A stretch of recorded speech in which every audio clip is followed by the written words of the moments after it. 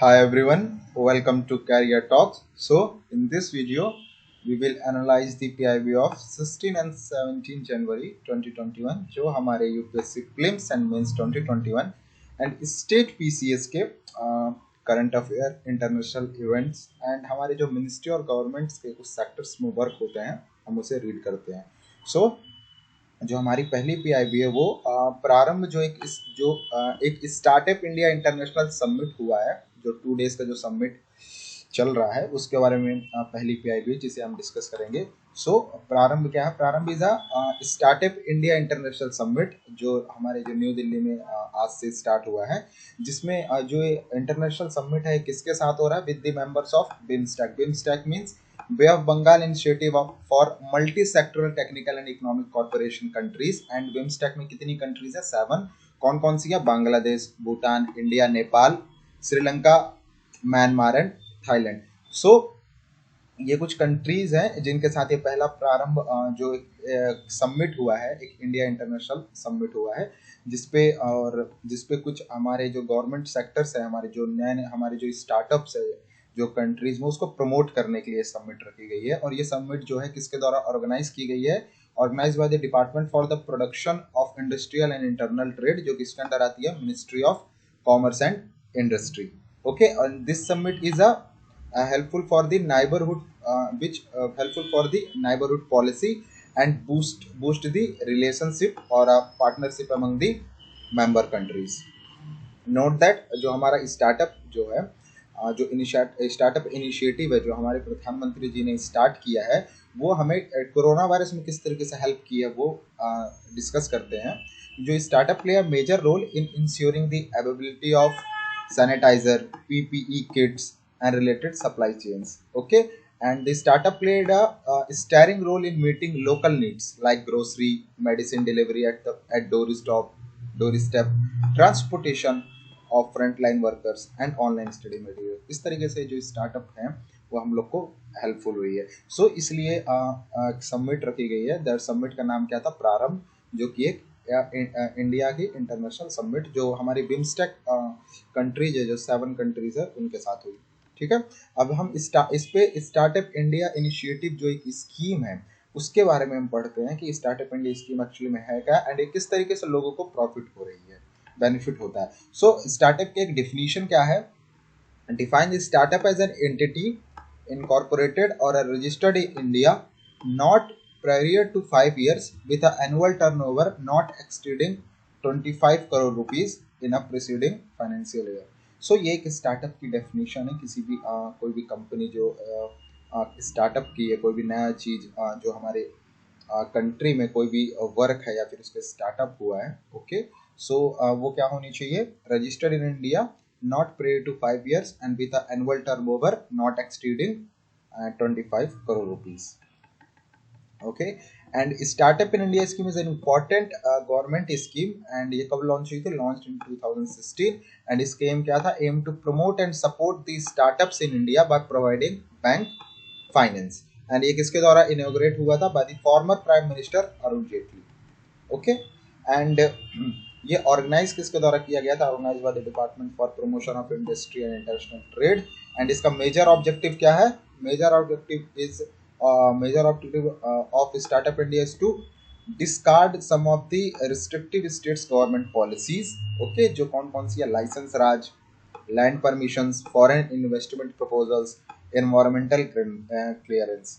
सो इसके जो ये कुछ 4 जो मेजर इंपॉर्टेंट ऑब्जेक्टिव्स हैं स्टार्टअप इंडिया के. ओके, जो क्या करती है? Which discard some of the state government policies. Okay, and the startup India scheme based on mainly 3 pillars.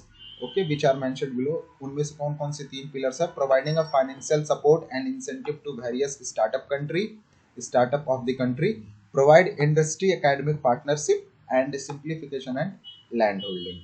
अब इसमें हम बेनिफिट देख लेते हैं. What are the benefits of startup India scheme?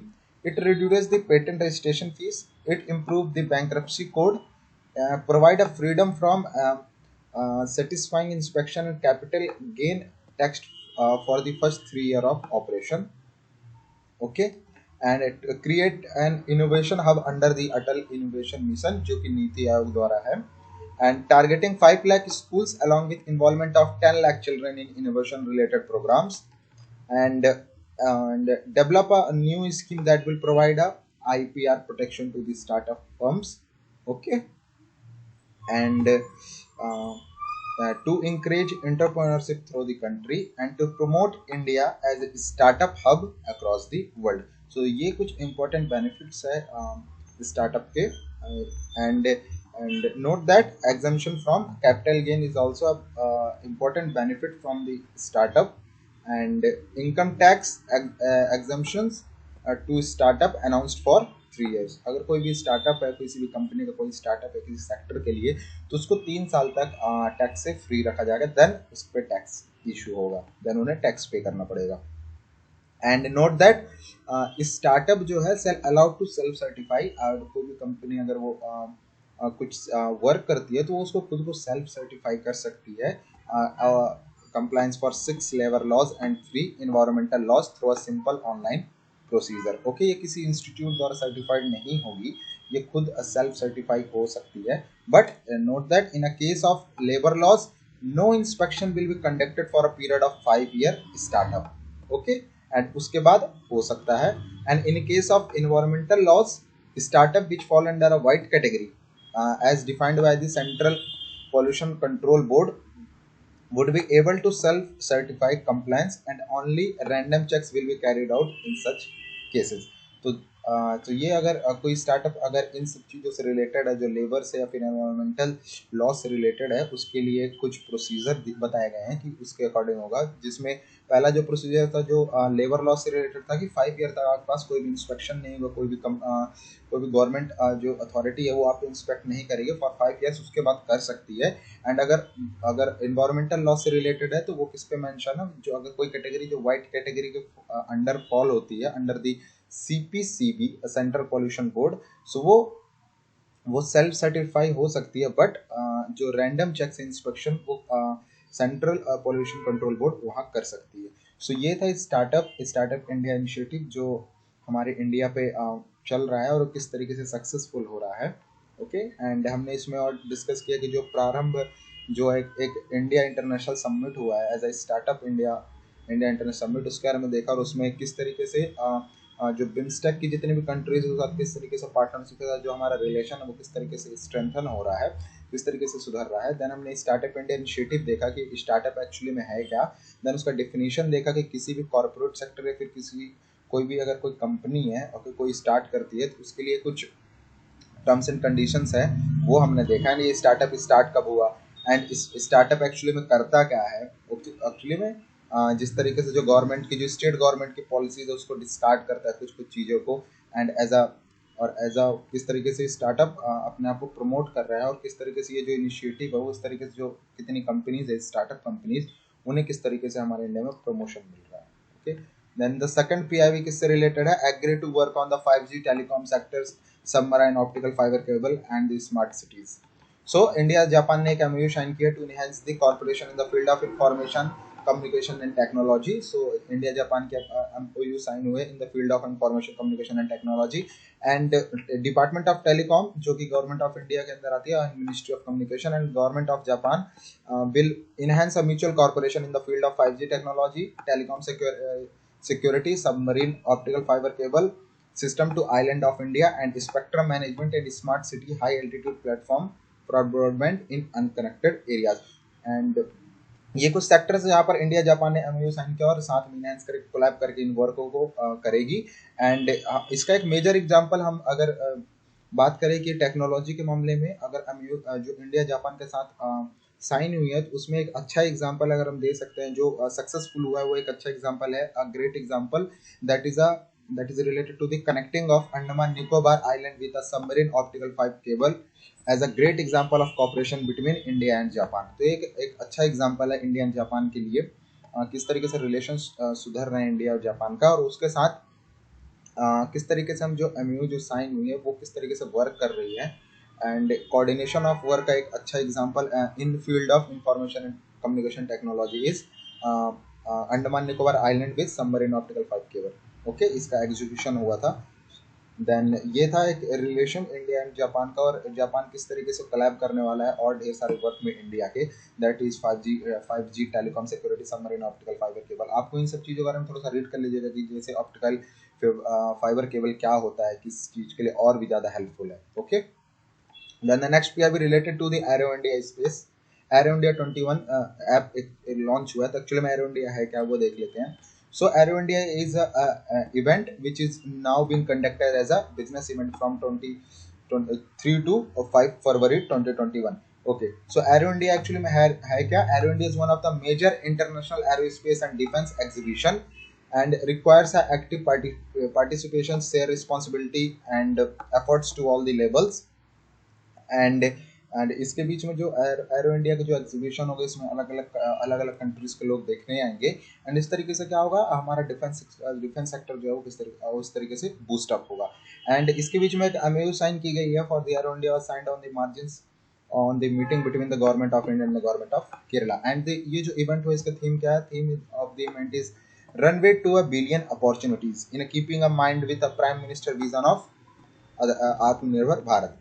Okay, and note that Aero India 2021 is a symbolic of India resolve to further its business interest and also take global initiative towards further peace security in the region. So ये था arrow India के बारे में, and then किस तरीके से defence sector को boost करने के लिए aero India event organise, aero India defence sector को प्रमोट करने के लिए ऑर्गेनाइज होता है एरो इंडिया, और उसमें जो हमारे जो डिफेंस सेक्टर के कुछ इंपॉर्टेंट वर्क्स है उसको वहाँ पर दिखाया जाता है बाय द एग्जीबिशंस। एंड अलग अलग कंट्री के लोग यहाँ पर आते हैं, एंड देन इससे हमारा जो डिफेंस सेक्टर है वो भी बूस्ट होता है। Then the next PIB related to the IMD India meteorological department, जिन्होंने सेलिब्रेट किया 146 foundation day. So its celebration में एक चीज important that is related to the Doppler weather radar, और ये इसे इनॉग्रेट किया the union minister doctor Harshvardhan.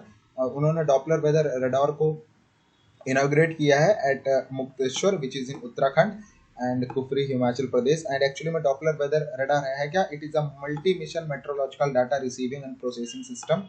And ये किसके साथ बन रहा है? एंड ये जो रडार है ये किसके साथ बना है? Collaboration with ISRO. Okay, so ये एक्चुअली में वर्क क्या करने वाला है ये radar? The multi mission meteorological data receiving processing system has been established in IMD with the collaboration with ISRO and utilized for monitoring and forecasting severe weather events and disaster management, power sector, aviation, railway, tourism, agro-meteorological advisory services, etc. Okay, and what is radar?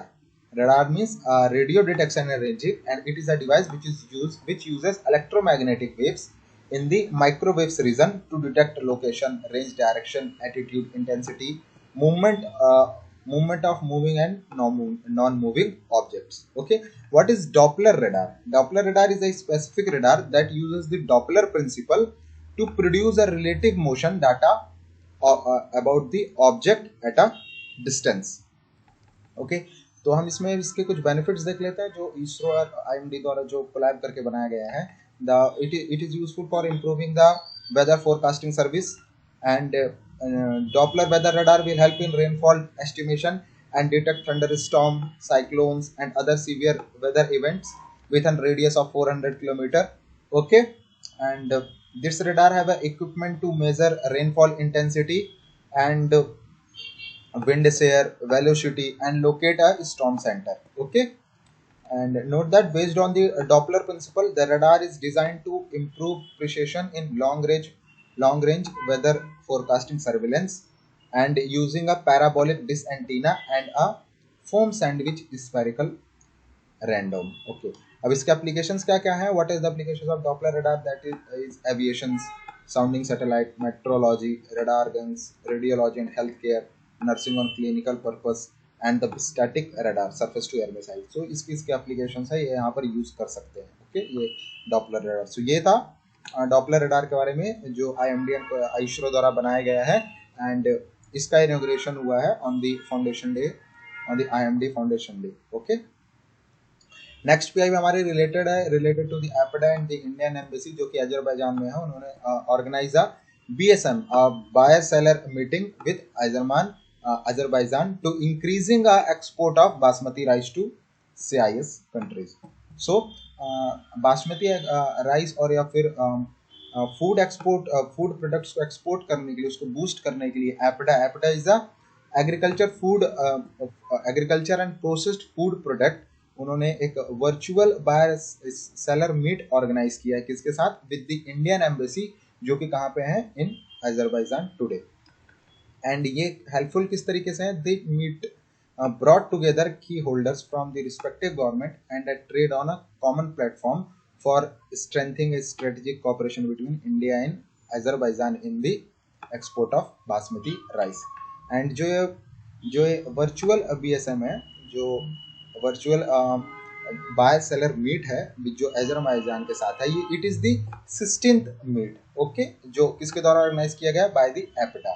Okay, तो ये 16th meet, इसके पहले भी बहुत सारे meet हुए हैं अलग अलग कंट्रीज के साथ विद अलग अलग प्रोडक्ट्स, विद अलग फूड प्रोडक्ट्स। ओके, जो सबसे पहली मीटिंग हुई थी जो वर्चुअल बेसम first organise meeting with the UAE, then उसके बाद कुवैत, फिर Indonesia, Switzerland, Belgium, Iran, South Africa, Germany, UAE, Canada, Australia, Thailand and Nepal. So किस तरीके से फूड सेक्टर को इंक्रीज करने के लिए, वर्ल्ड वाइड में प्रमोट करने के लिए एपडा किस तरीके से वर्क कर रही है और एक बाय सेलर मीट रख रही है, और इससे क्या हेल्पफुल हो रहा है, इससे हमारा जो फूड सेक्टर है, इंडियन एग्रीकल्चर सेक्टर बूस्ट हो रहा है। Okay, and the next PIB related to the ministry of panchayati raj, जिसे कॉच चैलेंजर अवार्ड मिला है for the transparency in the governance. Okay, so ये एक्चुअली में जो कॉच चैलेंजर अवार्ड है for the best performance in the area of transparency the governance was virtually during the 17th COACH meeting और summit held today, और जिसमें ministry of panchayat राज को ये award दिया गया for better performance in a transparency in governance. Okay, जो secretary हैं जो हमारे मिनिस्ट्री ऑफ पंचायती राज के, उन्होंने डिसेंट्रलाइजेशन के बारे में कहा है। उन्होंने बोला है कि जो डिसेंट्रलाइजेशन को अगर हम डेमोक्रेटिक पॉलिटिकल एस्पेक्ट से देखें तो वो दो पिलर्स में रेस्ट करती है, rest on the twin pillars of participation, which is first one is transparency and second one is accountability. Note that decentralization of power to the panchayat is seen as means of empowering the people and involving them in a democratic process. Okay, and note that over the last 27 years since 73rd Constitutional Amendment Act, which gave rise to the Panchayat Raj institutions and gave a constitutional status to panchayats, and the Panchayat Raj institution have came along a way. So Panchayat Raj institution किस amendment act से है, 73rd constitutional amendment act से। And panchayat have significantly contributed to women empowerment. So किस तरह आप एक अच्छा example दे सकते हैं कि as a low level ground और लोकल बॉडीज में किस तरीके से वुमेन एम्पावरमेंट के लिए पंचायत किस तरीके से कंट्रीब्यूट कर रहा है। About 45% of the elected representative of panchayats are women, and in addition to the constitutional provision, okay, and not less than 1/3 reservation for women, okay, and 21 states have made a provision for 50% reservation for women in panchayats. So किस तरीके से women empowerment को boost करने के लिए, promote करने के लिए पंचायत किस तरीके से वर्क कर रहा है, किस तरीके से कंट्रीब्यूट कर रहा है। ओके, एंड अब हम इसमें कुछ इनिशिएटिव्स देख लेते हैं फॉर दी ट्रांसपेरेंसी और transparency in government sector. So ministry of panchayat ने कुछ इनिशिएटिव्स लिए, तो उसमें से कुछ इंपॉर्टेंट इनिशिएटिव्स हैं वो देख लेते हैं। तो इनिशिएटिव क्या है, सबसे पहला जो इनिशिएटिव है, ओके, वो कौन सा है, संविदा स्कीम। ओके, सो संविदा स्कीम क्या है, the launch and implementation of Samvida. Samvida means survey of villages and mapping with the improvised technology in village area. So इसके फुल फॉर्म से ही पता चल रहा है कि संविदा स्कीम किस लिए है, for the study of village and mapping with the technology in village areas. And इसका ऑब्जेक्टिव क्या, objective of making the rural inhabitant self reliant. And ये जो स्कीम है is a major step towards ensuring a social economic empowerment of the rural masses. Okay, and जो संविदा scheme है क्या क्या प्रोवाइड करेगी, provide an integrated property validation solution for rural India by the latest drone surveying technology, and it also demarcate the inhabitant land in rural areas. And ये जो scheme है This will also ensure a modernized and digitalized the land record for a easier and the efficient method of maintaining and updating the land record. So किस तरीके से पंचायत हमारी जो e governance है उसमें ट्रांसपेरेंसी ला रहा है. Then the second initiative by the Ministry of Panchayat, that is related to the e-Gram Swaraj. And in order to strengthen e-governance in Panchayat Raj institutions, e-Gram Swaraj application जो कि develop किया गया है, and with the amalgamating, it means with the combining का मतलब यहाँ पर है कि जो एक और पहले से फैसिलिटी जो हमारी चल रही है पंचायत राज के लिए for e governance in panchayat, that is panchayat enterprises suite. Okay, so इसके साथ ही एक ई ग्राम स्वराज को भी चलाया जा रहा है for e governance in panchayat raj. And ये एप्लीकेशन किस तरीके से हेल्पफुल होगा? The application subsumes the electronic fund management system applications and comprising of Plan Plus, Actionsoft, PriceSoft, National Asset Directly, along with the area profiler applications with a local government directory. Okay, so ये applications कुछ चीज subsumes करने वाला है, that is related to the electronic fund management application comprise, और कुछ applications है जैसे कि comprising of Plan Plus, Actionsoft, PriceSoft, National Asset Directly, and along with the area profiler application with the local government directly. Okay, and ये application acting as the underlying panchayat directory. Okay, and note that e-governance Gram Swaraj application provide a single window with a complete profile of the gram panchayat, including sarpanch, panchayat secretary details, demographic detail of panchayat, details of panchayat finance, assessed details, activities taken up through gram panchayat development plan, mission antyodaya survey report etcetera. Okay, so ये सब चीज include होने वाली है इसमें. And the application aim क्या है? Aims to bring more transparency, strengthening the e governance in PRIs means panchayat raj institutions across the country through decentralised planning process, reporting, work based accounting. तो ये कुछ major initiative for improvement of e governance in panchayat raj institutions. Then अब इसमें जो award मिला है ministry of panchayat को, okay, वो कौन सा अवार्ड है? Coach challenger award. ये क्या एक्चुअली बता देते हैं. It is a approach of selection of award which is not based on nomination but on the discovery. Okay, ये कोई भी चीज अगर पूरे जो मिनिस्ट्री मिलके ये से एज अ नॉमिनेशन नहीं रखती. एक नॉमिनेशन मतलब क्या होता है? 3 या 4 लोग को पहले रखे फिर उनमें से नॉमिनेट किया, ऐसा नहीं है. एक्चुअली उसमें डिस्कवरी होती है किस मिनिस्ट्री ने कितना ई गवर्नेंस सेक्टर में वर्क किया है, देन उसके बाद उसको अवार्ड दिया जाता है. And the Skoch challenger award is considered India's highest independent honour and is conferred after exhaustive research and expert evaluations. Okay, and ये था कुछ कोच चैलेंजर अवार्ड के बारे में जो मिनिस्ट्री ऑफ पंचायत को मिला है. देन द नेक्स्ट जो हमारी PIB रिलेटेड है वो जो सक्षम ऐप से है. और सक्षम ऐप क्या है? Is related to spread awareness about green and clean energy. So green and for awareness about green and clean energy हमारी जो PCRA है, पेट्रोलियम कंजर्वेशन रिसर्च एसोसिएशन, जो ministry of petroleum and natural gas के अंदर आती है, उन्होंने एक मंथ लॉन्ग कैंपेन स्टार्ट किया है. और उस कैंपेन का नाम क्या है? उस कैंपेन का नाम सक्षम है. ओके, एंड ये कैंपेन क्या है? It is an pan India activities which work through various pan India activities such as cloth and farmer workshops, seminars, painting competitions, CNG vehicle driving contest, and इतने सारी activities होंगी. And इन सब activities में will spread awareness among the masses about the advantage of using a clean fuel. And ये जो campaign है will also spread on the 7 key drivers. Okay, और 7 key drivers क्या क्या है? Gas based economy, cleaner use of fossil fuel, greater reliance on domestic sources to drive biofuels, achieving renewable targets.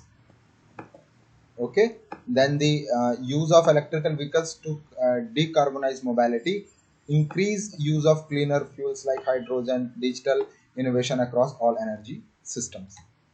And note that the Saksham like initiative help in reducing the fuel consumption, adoption of energy sufficiency measures, and which lead to better lives of people, healthy environment, sustainability and development of the country. So ये था एक campaign जो ministry of petroleum and natural gas द्वारा चलाया गया for the awareness of green and clean energy. Okay, the next and the last PIB that we have related to the Tamil Nadu, जो 11th state बना है, has become the 11th state to complete a one nation one ration card system. Okay, so Tamil Nadu has become the 11th state in a country to successfully undertake a one nation one ration card system, and the state has become eligible to mobilize the additional financial resources of rupees 4,813 crore through the open market borrowing. Okay, and जो 11th state के पहले जो 10 state कौन कौन से हैं जिन्होंने ये पूरी तरीके से इम्प्लीमेंट किया है one nation one ration card system, वो कौन कौन से हैं? That is Andhra Pradesh, Goa, Gujarat, Haryana, Karnataka, Kerala, Madhya Pradesh, Telangana, Tripura, Uttar Pradesh. Okay, जिन्होंने ये रिफॉर्म को कंप्लीट किया है.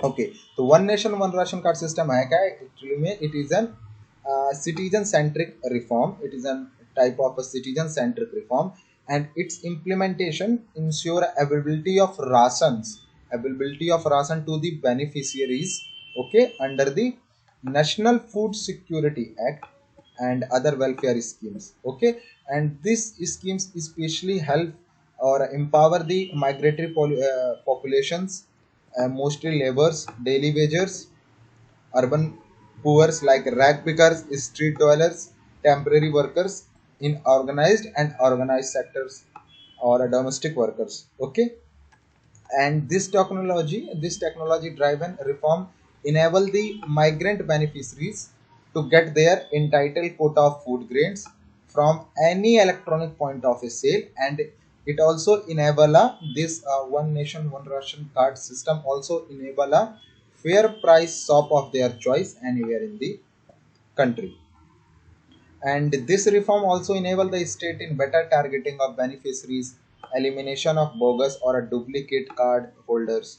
Okay, बट इसके लिए कुछ इंपॉर्टेंट क्राइटेरिया है for the inter state portability of ration card.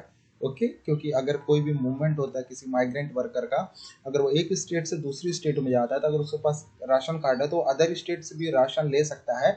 But उसके लिए for the inter state portability of ration card कुछ प्रोसीजर है. वो प्रोसीजर क्या है? सबसे पहले आपका जो आधार कार्ड होना चाहिए उससे लिंक होना चाहिए, Aadhaar seeded of all ration card, as well as biometric authentication of beneficiaries, and through the automation of all fair price shops, and also with the installation of electronic point of sale device or essential. So these are the three things which is essential for the inter-state portability of ration card, and इसे अभी तक सिर्फ 11 state ने complete किया है. Okay, और ये जो ये नोट दैट यहाँ पर जो ये one nation one ration card है, ये इम्प्लीमेंट और ज्वाइन में बहुत बड़ा फर्क है. ज्वाइन एक्चुअली में इसलिए क्योंकि अभी तक जो ये राशन कार्ड है इसमें अभी तक जो स्टार्टिंग में 24 स्टेट एंड यूटीज ने इसे ज्वाइन किया था, एंड बाद में यूनियन टेरिटरी एंड जैसे कि जम्मू कश्मीर, लद्दाख, मणिपुर, इन्होंने बाद में ये स्टेट ऐड हुए. Then it becomes 28 state. Okay, तो कुल मिला के पूरे इंडिया में ये ज्वाइन पूरी स्टेट ने इस one nation one ration card system को ज्वाइन किया है. बट इसे इम्प्लीमेंट कितनों ने किया अभी तक फुली इम्प्लीमेंट किया है सिर्फ 11 स्टेट्स ने. तो आपको कंफ्यूज नहीं होना है ज्वाइन और इम्प्लीमेंट के बीच, क्योंकि ज्वाइन का मतलब ये होता है कि बस उसका वो अभी एक पार्ट है कि हाँ हम ये लागू करेंगे, स्टेट करेगा, बट अभी उसको इम्प्लीमेंट नहीं किया गया. इम्प्लीमेंट अभी तक पूरी तरीके से सिर्फ 11 स्टेट्स ने किया है. ओके, इसके ऑब्जेक्टिव्स देख लेते हैं. One nation one ration card के ऑब्जेक्टिव क्या है? Reform in the PDS, public distribution system, access of food grain to each beneficiary, and integrating the all Indian citizens and UT in the scheme by March 2021. And इसका जो एक M रखा गया है कि मार्च 2021 के पहले तक जो पूरे ऑल इंडिया में जितने भी स्टेट है वहां पर ये प्रॉपरली इम्प्लीमेंट हो जाए. साइलेंट फीचर्स देख लेते हैं one nation one ration card के. It is being implemented under the IMPDS, Integrated Management of Public Distribution System, and 65 crore beneficiaries are being covered under this scheme, and 80% of beneficiaries registered under the NFSA has been covered under this scheme. 25 state and UT have been integrated into the scheme. यहाँ पर देखिए जो 25 है, बाद में अभी जब बाद में भी कुछ दिनों में अपडेट आई थी कि जम्मू कश्मीर मणिपुर बाग में ऐड होके 28 हो चुका है। Okay, and 81 crore beneficiaries are reported to get the benefit of this scheme once all state been integrated under this scheme. जैसे ही जितने भी स्टेट है वो जैसे ही इंटीग्रेट हो जाएंगे तो 81 crore beneficiaries are reported to get the benefit of this scheme once they all state will be integrated. Okay, and note that हमारी जो डिपार्टमेंट ऑफ एक्सपेंडिचर है जो मिनिस्ट्री ऑफ फाइनेंस के अंदर आती है, उन्होंने 4 सिटीजन सेंट्रिक एरियाज बताए हैं रिफॉर्म के लिए। Okay, for the reform, and there are the 4 centric citizen centric areas जो किसके द्वारा आइडेंटिफाई किए गए हैं by the department of expenditure. First is implementation of one nation one ration card system, the second one is ease of doing business reform, and third is urban local body और utility reform, और the last one is a power sector reform. जिसमें से जो हमारा जो one nation one ration card system, उसमें से 11 state have implemented the one nation one ration card system, and 8 states have done the ease of doing business reform, and 4 states have done the local body reforms. Okay, so this is in from our side, and ये थी पूरी 16 and 17 की PIB। अगर आप इसकी PDF चाहते हो तो आप हमारे डिस्क्रिप्शन बॉक्स से डाउनलोड कर सकते हैं। अगर आपको डेली PIB एनालिसिस चाहिए तो आप हमारा चैनल सब्सक्राइब कर सकते हैं। and if you like the video, then click on the like button and press the bell icon to get the daily info of PIB analysis. Thank you.